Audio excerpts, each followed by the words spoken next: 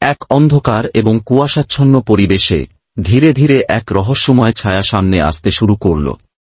সেই ছায়ার আওয়াজ ছিল গভীর এবং সামান্য ভুতুড়ে, যা মনে হচ্ছিল দর্শকের হৃদয়ে ভয়ের শিহরণ জাগাচ্ছে। ধরো, আমি শয়তান, আর আমার একটাই লক্ষ্য, তোমাকে ব্যর্থ করা। সে নিজেদের উদ্দেশ্য স্পষ্টভাবে ঘোষণা করল, যেন ভয়াবহ রূপে নিজের অস্তিত্ব প্রমাণ করে। মঞ্চে উঠে দাঁড়িয়ে সে এক অদ্ভুত হাসি নিয়ে নিকটে এগিয়ে এল। তার চোখে ছিল এক ধরনের চাওয়া, যেন সে প্লটের কেন্দ্রবিন্দু হতে চায়। কিভাবে? খুব সহজ, সে বলল, আমি তোমার ভেতরের সব শক্তি কেড়ে নেব, তোমার স্বপ্নের পথ বন্ধ করে দেব, একেবারে নিঃশেষ করে দেব। এভাবে ভয়াবহ শাসন প্রস্তাব করে সে দর্শকদের মনের গভীরে একটি ক্ষণস্থায়ী শঙ্কা ফেলে রাখল। তোমার আত্মবিশ্বাস ধ্বংস করব, তাহলেই মনে হল তার পরিকল্পনার সূচনা।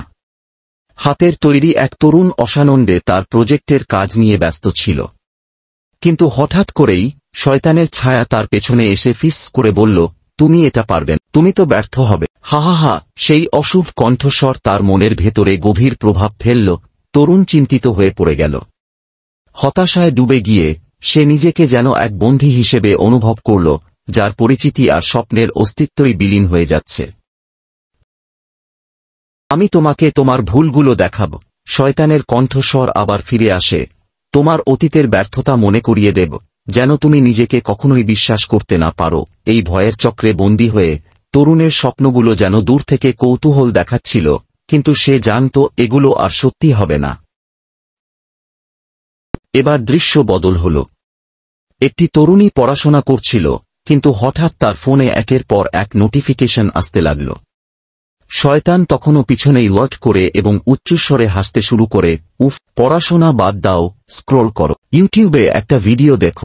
আরেকটা মেয়েটির মনোযোগ একদিক থেকে অন্য দিকে চলে গেল, বইটি হাতের কাছে বন্ধ হয়ে গেল। তুমি কিছুতেই এক জায়গায় ফোকাস করতে পারবে না, তুমি শুধু সময় নষ্ট করবে। সুরক্ষার অভাবে মেয়েটির লক্ষ্য যেন দুর্লভ হয়ে গেল। আগামী অধ্যায়ের বিষয়গুলো তার নজরে আর আসছিল না, যেন সময়ের সাথে সাথে তার স্বপ্নের পথের ক্ষতি হচ্ছিল।